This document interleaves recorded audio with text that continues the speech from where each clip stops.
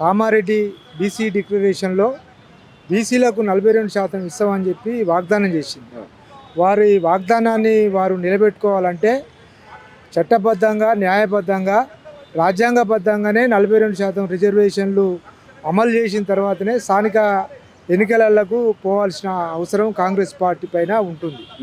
ముఖ్యంగా మేమేమంటున్నామంటే 42% రిజర్వేషన్లు స్థానిక సర్పంచ్ ఎన్నికలలో పార్టీకి సంబంధించిన గుర్తులు రావు.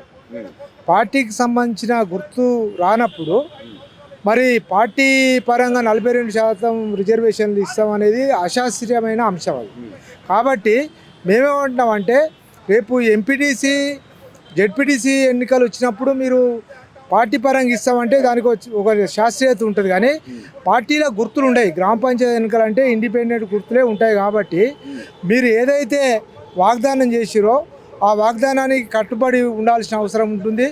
లేకపోతే కాంగ్రెస్ పార్టీని గ్రామీణ ప్రాంతాల్లో ప్రజలు విశ్వసించే పరిస్థితి ఉండదని ఈ సందర్భంగా మేము బీసీ పొలిటికల్ ఫ్రంట్గా తెలియజేస్తున్నాం.